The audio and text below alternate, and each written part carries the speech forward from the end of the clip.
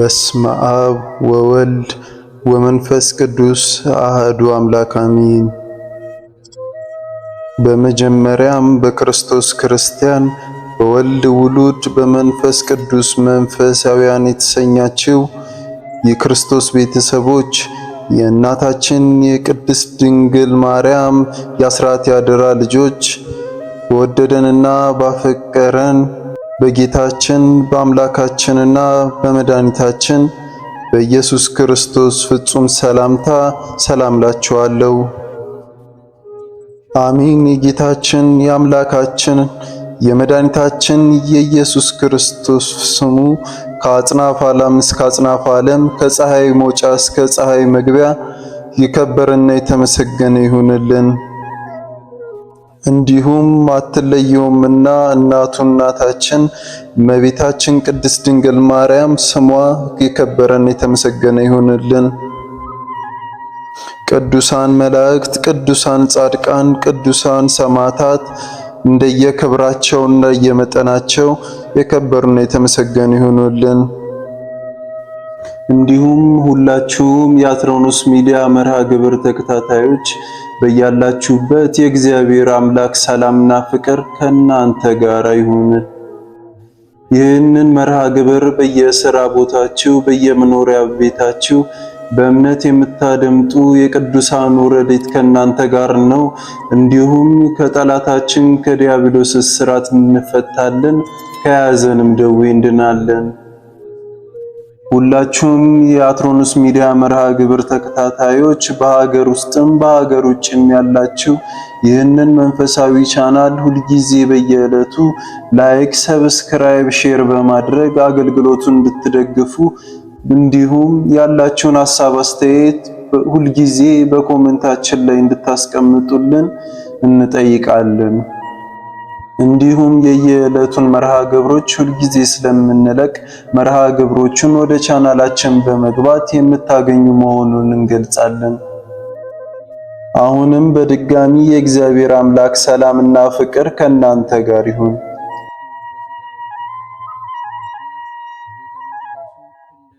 እንኳን ለሊቀ ሰማዕቱ ለቅዱስ ጊዮርጊስ ዓመታዊ የንግስ በዓል እንዲሁም በዚህች ዕለት ታስበው ለሚውሉ ቅዱሳን ወርሃዊና ዓመታዊ መታሰቢያ በዓላቸው በሰላም አደረሳችሁ አደረሰን።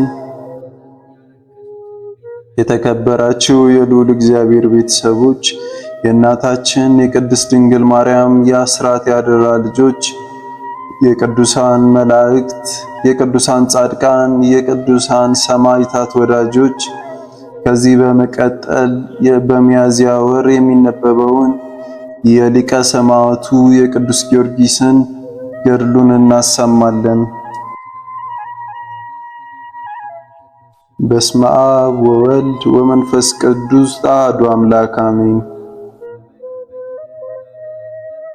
አንድ አምላክ በሚሆን በአብና በወልድ በመንፈስ ቅዱስ ስም አምነን እነሆ በወርኃ ሚያዝያ 23 ቀን የሚነበበ በእግዚአብሔር ዘንድ የተመረጡ የቅዱሳን ሰማዕታት ሁሉ አለቃ የሆነው ቅዱስ ጊዮርጊስን ምስክርነቱንና የታምራቱን ገናንነት አስከትለን ስለተጋድሎው እንናገራለን። እግዚአብሔር የተመረጠ የክቡር ኮከብ ገባሪ ተአምር ንዑድ ክቡር በሁሉም ዘንድ የተወደደ የሊቀ ሰማዕታት ገበዝ ኢትዮጵያ ቅዱስ ጊዮርጊስ ጸሎቱና በረከቱ ከሁላችን ሕዝበ ክርስቲያን ጋር ይሁን ዛሬም ዘወትርም ለዘላለሙ አሜን። ከዚህም በኋላ ከሃዲው ንጉሥ ዱዲያኖስ ሊቀ ሰማዕታት ቅዱስ ጊዮርጊስን አንተ ከክርስቲያን ሁሉ እጅግ አታልልከኝ፣ ለአማልክቱም ልትሰግድ ከርቤና ሉባንጃ ልታጤስ ከኔ ጋራ ቃል ኪዳን ገብተሃል አልነበረን? ለምን አልሰገድክም? ላቸውም ቃልህንስ ለምን ለወጥካለው? እኔ ባንተ ላይ የወደድኩትን ላደርግ ስልጣን እንዳለኝ አታውቅምን? ቅዱስ ጊዮርጊስም መልሶ እኔ የማመልከው አምላኬ ከእጅህ የሚያድነኝ እንደሆነ አውቃለሁ። አፖሎን አምላክ እንደሆነ ካመንክስ ሂድ አምጣ፣ በፊትህ ልስገድለት አለው። ንጉሡም አጶሎስና ኤራቅሊስን ወዴት አገኘዋለሁ? የምትሳለቅብኝ ያልሰማው ይመስልሃልን? አንተ ኢራቅሊስን እንደቀጠቀጥከው እንደዚሁም ደግሞ ምድርን አዘዝካት፣ አፏንም ከፍታ አፖሎንን ዋጠችው። ካህናቱም ነግረውኛል። ጊዮርጊሴ እኔም በሕይወቴ እንዳለው ወደዚህ ቦታ እንድወርድ ትወዳለህን? ትፈልጋለህን? አለው። ቅዱስ ጊዮርጊስም አንተ ሰነፍ ጎስቋላ፣ ዕውቀት የሌለህ ራሱን ሊያድን ያልቻለውን አምላክ የሌሎችን ነፍስ ሊረዳ ይቻለዋል? ጌታችንና መድኃኒታችን ኢየሱስ ክርስቶስ ግን በጌትነቱ በሚመጣበት የፍርድ ቀን ምን ታደርግ? ምንስ ሲሆን? ንጉሥ ሆይ እስኪ ንገረኝ አለው። የሳባ ነገሥታት አለቃቸው ንጉሥ ዲዳንዩስ ይህንን በሰማ ጊዜ እጅግም አፈረ፣ ጽኑ ቁጣን ተቆጣ። ልብሱንም ቀዶ ተነስቶ ንግሥት እለእስክንድርያ ወዳለችበት እልፍኝ ውስጥ ገባ። እለእስክንድርያ ንግሥትም ፊቱን አይታ እንደ ሕፃን ቆረጠችው። ከሃዲው ንጉሥም ንግሥቲቱን እለእስክንድርያን ከገሊላውያን ወገን ይልቁንም ከዚህ ከጊዮርጊስ ከሚሉት አስማተኛ የተነሳ እኔ ተፈተንኩ እጅግም ተጨነኩኝ አላት። ንግሥቲቱ እለእስክንድርያ ይህንን በሰማች ጊዜ ተነስታ በከሃዲው ዲዮዳንዮስ ፊት ቆማ፣ አንተ መሳለቂያ፣ የሰውን ሥጋ የምትበላ አውሬ፣ ተው፣ የክርስቲያኖች ወገኖችን አትቃወማቸው። አምላካቸው አሸናፊ ነው፣ ከሁሉ በላይ የሆነ የማይደፈር ሰማይና ምድርን የፈጠረ ነው። ከአማልክት ሁሉ እርሱ ይበልጣልና እርሱ ይበቀልሃል፣ መንግሥትህንም ያሳልፍብሃል። በልቦናህም ትዕቢት ያዋርድሃል ብዬ ብዙ ቀን አልነገርኩምን? ይህንን ሰው እስካሁን ያሰቃየኸው አይበቃምን? ደግነቱንስ አይተህ አታምንበትም ወይ? አለችው። ንጉሥ ዱዲያኖስም ንግሥት እለእስክንድርያ ሆይ ወዮልሽ! ምን አገኘሽ? ወይንስ ይህ ጊዮርጊስ ሥራ ያደረገብሽ? አላት። ንግሥቲቱ እለእስክንድርያም ጌቴ ኢየሱስ ክርስቶስ በተቀደሰችው የቅዱስ ጊዮርጊስ ቃል ጥሪ ቀድሶኛል አለችው። ከሃዲው ንጉሥ ከአንደበቷም የክርስቶስን ስም በሰማ ጊዜ እንዲሁ እጅግ ተቆጣ። የራሷን ፀጉር ይዞ እየጎተተ ወደ ሰባው ነገሥታት ወስዶ ከመካከላቸው አቆማት። የሆነውን ሁሉ የተናገረችውን ነገራቸው። አስጨናቂዎች፣ አስፈሪዎች የሆኑ ስቃይን ሁሉ አደረሰባት። ራቆቷንም አድርገው በራስ ፀጉሯ እንዲተፈትፏት ንጉሥ ዱዲያኖስ አዘዘ። በመከራ ሳለችም ጸሎቷን አላቋረጠችም። ወደ ወደደችው ዘላለማዊ አምላክ ወደ እግዚአብሔር ጌታችን ኢየሱስ ክርስቶስ ወደ ሰማይ ዓይኖቿን ቀና አደረገችና የተወደደ ቅዱስ ጊዮርጊስንም ባየችው ጊዜ አንተ እውነተኛ ሰማዕታዊ ሆይ በእኔ በጽኑ ስቃይ ውስጥ ነኝና ወደ ገናናው ንጉሥህ ወደ መሐሪው አምላክህ ስለ እኔ እንድትማልድልኝ እንደዚሁም እንድትጸልይልኝ እለምንሃለሁ፣ እማጸንሃለሁ አለችው። የሰማዕታት አለቃቸው ቅዱስ ጊዮርጊስም ንግሥት ሆይ ከሕይወት ባለቤት ጌቴ ኢየሱስ ክርስቶስ የማይጠፋውን የሕይወት የድል አክሊላት እንድትቀበይ ጥቂት ታገሽ አላት። ከዚህም በኋላ የሰባ ነገሥታት ንጉሣቸው የከሃዲው ዱዲያኖስ ከተሰቀለችበት አውርዶ 4 ጎልማሶች ከመሬት በጭንቅ እንዲሁ ሊያነቃቋት የማይችሉትን ታላቁን የውጭት ድንጋይ ከጡቶቿ ላይ እንዲጭኑባት ዳግመኛም ዝፋን አፍልተው እንዲሁም አምጥተው ከጡቶቿ ላይ እንዲያፈሱ አዘዘ። ንግሥት እለእስክንድርያ ግን መንፈስ ቅዱስ እያጸናት ይህንን ሁሉ ስቃይ ታገሰች። ቅዱስ ጊዮርጊስም ጌታዬ ምን ላድርግ? በክርስቶስ ስም የምትሰጠውን የጥምቀት ጸጋ ባለመቀበሌ ሌላ አዝናለሁ፣ ይህም ልቤን ያመኛል። አንተ መርተኝ ተስፋ ያደረኩትን ክብር አጥቼ በሰማይ የገነትስ በሮች ይከፈቱልኝ ይሆን አለችው። ሊቀ ሰማዕታት ቅዱስ ጊዮርጊስም ስለዚህ ነገር አትዘኝ፣ በሃይማኖትሽ ጽኚ እንጂ እነሆ ጥምቀት ንስሐ አግኝተሻል። ስለ ጌታችንና ስለ መድኃኒታችን ስለ ኢየሱስ ክርስቶስ ስሙ ብለሽ የፈሰሰው ደም ስለ ጥምቀት ተቆጥሮልሻል። እነሆ ቅዱሳን መላእክትም ሊያጠምቁሽ የሕይወት ድል አክሊልንም ሊያቀዳጁሽ ዘላለማዊ ሰላም እንዲሰጡሽ ይጠብቁሻል አላት። ከሃዲው ንጉሥ ዱዲያኖስ ተቀምጦ ራሷን እንድትቆረጥ ጻፈ። ጭፍሮቹም ራሷን ሊቆርጧት ሲወስዱ ንግሥት ለእስክንድርያ ስለ ስሙ መከራ ወደ ተቀበሉት ፈጣሪ ኢየሱስ ክርስቶስ እስከምትጸልይ ትንሽ ታገሱኝ፣ እመለሳለሁ አለቻቸው። መለስ ብላም ቤተ መንግስቷን አይታ ጌታዬ ኢየሱስ ክርስቶስ እነሆ ቤተ መንግስቴን እንደተከፈተ ትቼዋለሁ። ጌታዬ ኢየሱስ ክርስቶስ አንተም የመንግስተ ሰማያትን በር አትዝጋብኝ፣ ወደ አንተ ስመጣም በብሩ ገጽ ተቀበለኝ እንጂ አቤቱ እኔ ስለ ስምህ በዚህ ዓለም መከራን ተቀብያለሁ፣ ነፍሴንም ተቀበላት። አቤቱ የቸርነትን በር ክፈትልኝ፣ የዘላለም ምስጋናን ላንተ ይሁን አሜን ብላም ጸለየች። ንግሥቲቱ ለእስክንድርያ ይህንን ከተናገረች በኋላ ከከተማው ውጭ አውጥተው በወርሃ ሚያዝያ 15 ቀን አንገቷን ቆረጧት። የሕይወት ድል አክሊልን ተቀበለች። ስለ ኃጥአን እየማለደች ወደ ገነት ገባች። ስለ ኃላፊው መንግሥት ፈንታም በክብርና በብዙ ደስታ መንግሥተ ሰማያትን ወረሰች። ንግሥቲቱ ለእስክንድርያ ሰማዕትነቱን ከፈጸመች በኋላ ሰባው ነገሥታት ተሰብስበው ሊቀ ሰማዕታት ቅዱስ ጊዮርጊስን ንግሥቲቱን ራሷ እስክትቆረጥ እንዲሁም በአስማትህ እንደፈዘዝካት ስላጠፋት እንዲያስ በጽኑ አስጨናቂ ቅጣት አሁን እንዳትቀጣ ለአማልክቱ ሰዋ አሉት። ከሰባው ነገሥታት መካከል አንዱ ንጉሥ መግነጢዮስም ለንጉሥ ዱዲያኖስ ጊዮርጊስን ትገድለው ዘንድ እኔ የምነግርህን ስማኝ፣ ባትሰማኝ ግን ሀገሪቱ ሁሉ በአስማቱ ትመላለች አለው።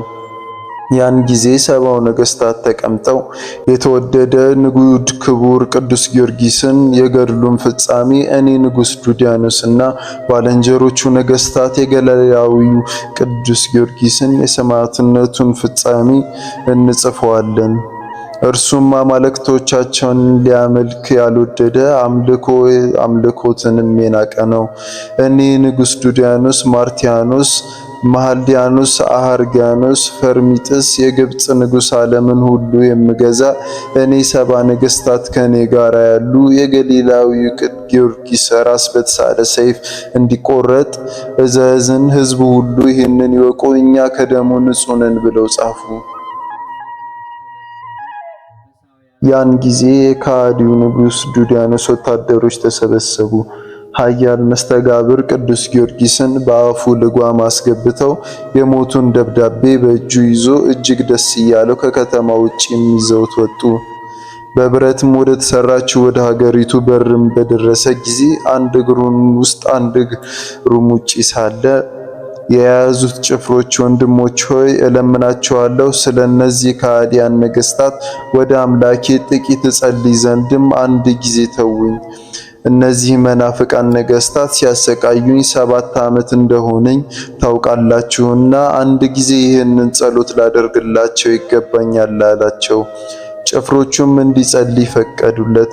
ነገሥታቱ ግን በንዑድ ክቡር ሊቀ ሰማዕታት የተወደደ ቅዱስ ጊዮርጊስ ሞት ደስ እያላቸው ምሳ አድርገው ይበሉ ነበርና፣ ያን ጊዜ የኃያል ንዑድ ክቡር አምላክ አማልክት እግዚአብሔር ወዳጅ ቅዱስ ጊዮርጊስ ዓይኖቹን ወደ ሰማይ አቅንቶ በነቢዩ ኤልያስ ዘመን እሳት ያወርድ ከአለቆችንም ሁሉ ከነሰራዊቶቻቸው የቀጣህ ጌታ ኢየሱስ ክርስቶስ ሆይ እሳትን ከሰማይ ላክ፣ እነዚህን ከሃዲያን ነገሥታት ቅጣቸው፣ በዙሪያም ከቧቸው ያሉትን ጣዖታት ካህናትን ከነርሱ ጋር ቅጣቸው፣ ከነርሱ አንድስ እንኳን አታስቀር።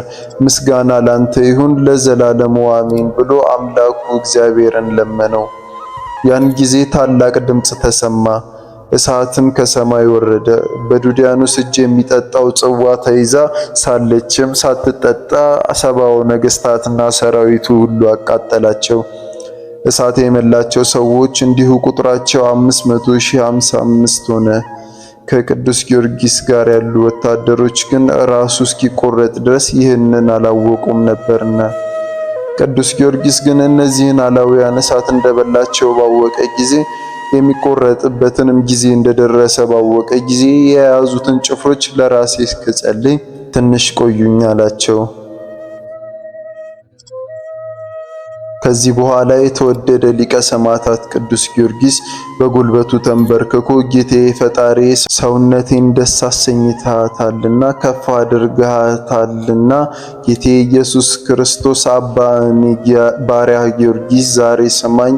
ስለ እግዚአብሔር መከራ ስቀበል እነሆ 7 ዓመት ኖሬያለሁና በበጎ ሰዓት ወደ አንተ ተቀበለኝ። እነሆ ሩጬን በፈጸምኩ ጊዜ ሥጋዬንም ሊካፈሉ የሚሹ ብዙ ሰዎችም አሉ።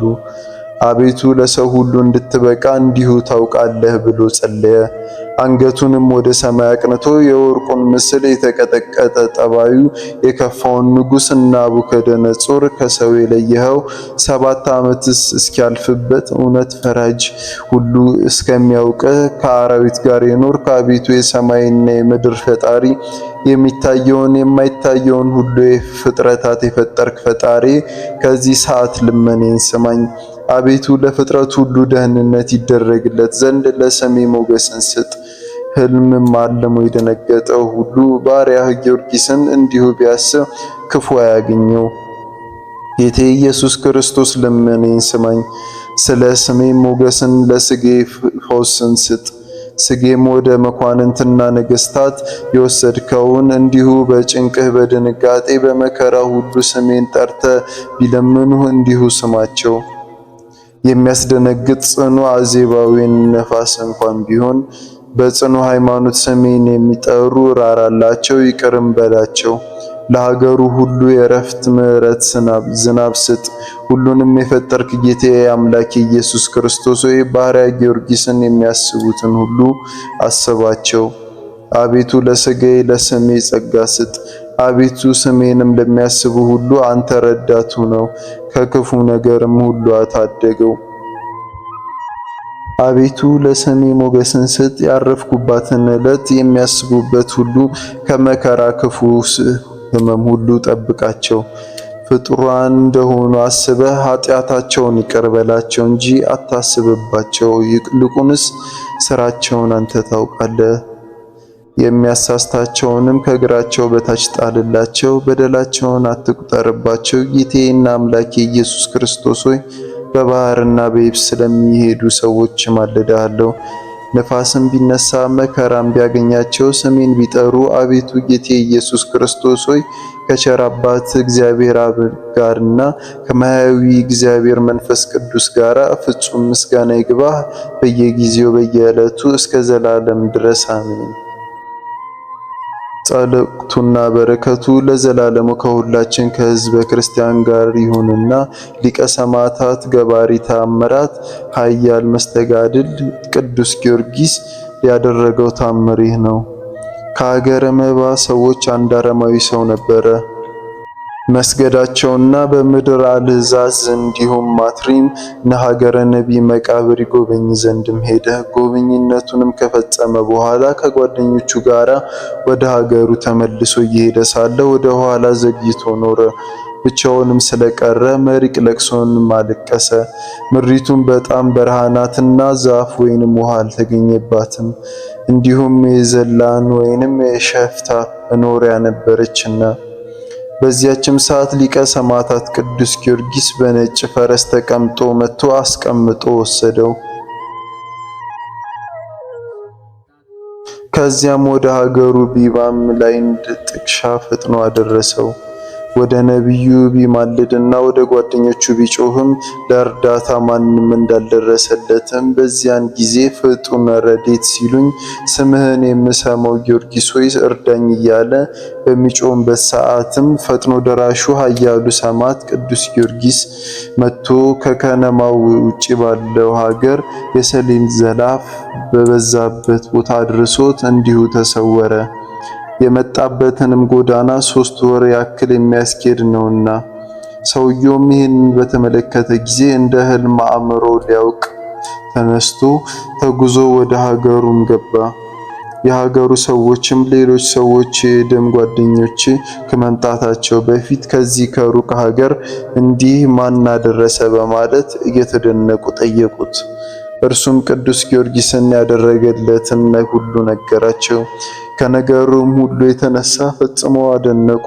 እርሱም ከሸክላ የተነሳች የሰጎን እንቁላል የምትመስል ሸክላ ከአረብ ሀገር ይዞ መጥቶ ነበር። ይህችንም እንቁላል የመሰለች ሸክላ ወደ ቅዱስ ጊዮርጊስ ቤተክርስቲያን ይዞ ሄዶ ለኤጲስቆጶሱ ሰጠው። ኃያሉ ሰማዕት ሊቀ ሰማዕታት ቅዱስ ጊዮርጊስ ያደረገለትን እርዳታ ከሩቅ ሀገር እንዳይን ጥቅሻ እንዴት ፈጥኖ እንዳመጣው እስከ መጨረሻው ለዚህም ተአምር መታሰቢያ ሆኖ ይኖር ዘንድ ያን የሸክላ ስራ እንዲሁም በቤተ ክርስቲያኑ ያኖሩ ዘንድም ለመነ።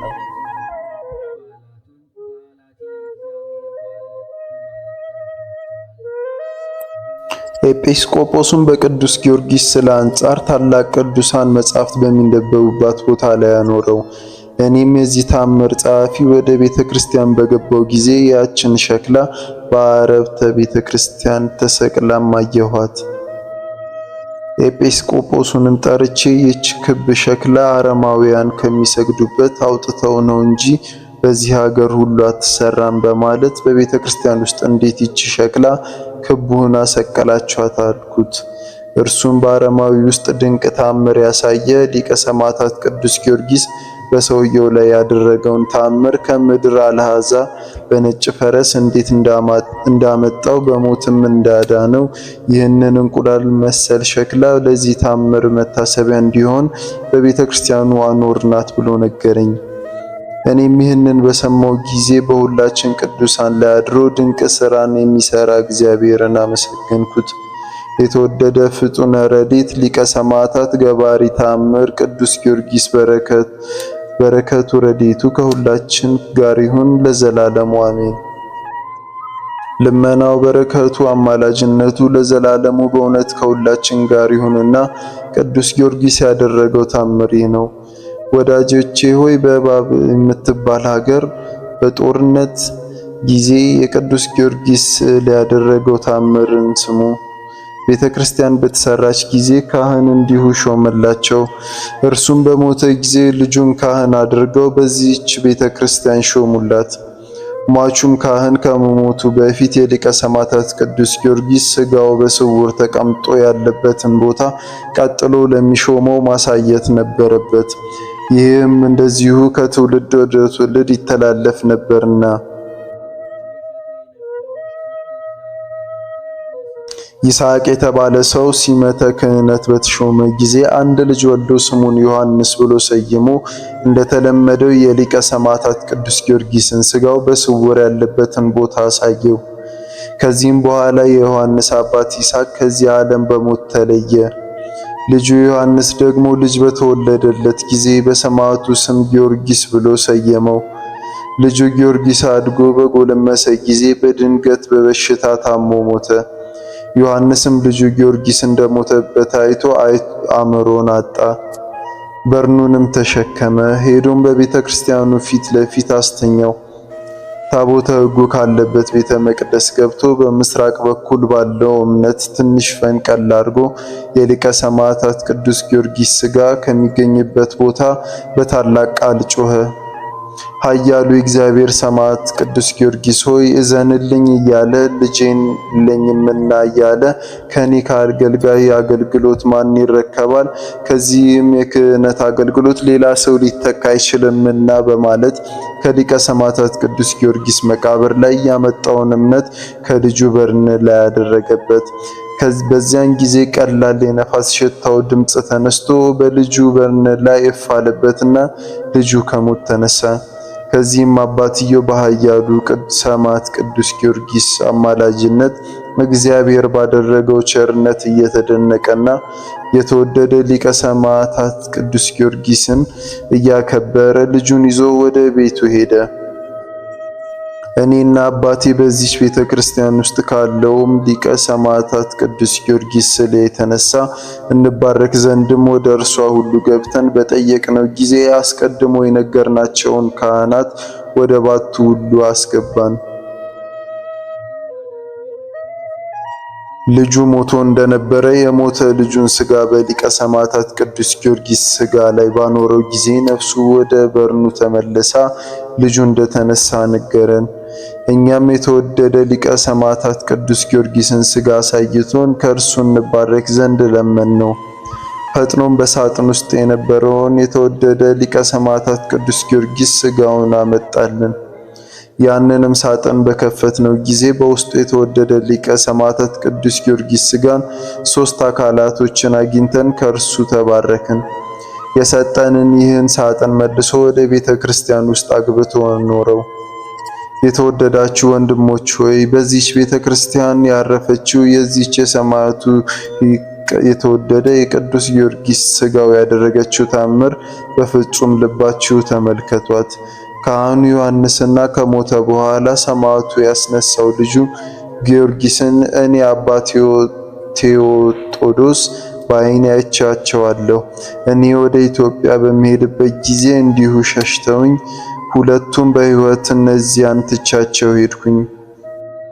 ዘወትርም ችላም ሳይሉ ወደ አምላኩ በመለመን የሚያድናቸው ተስፋ የሚያደርጉትን ፈጥኖ እንዲሁም የሚራዳቸው የተወደደ ንጉድ ክቡር ኮከብ ልዑል ኃያል መስተጋድል ሊቀ ሰማዕታት ቅዱስ ጊዮርጊስ ጸሎቱና በረከቱ በየጊዜውና በየሰዓቱ ከሁላችን ሕዝበ ክርስቲያን ጋር ይሁን ዛሬም ዘወትርም ለዘላለሙ አሜን።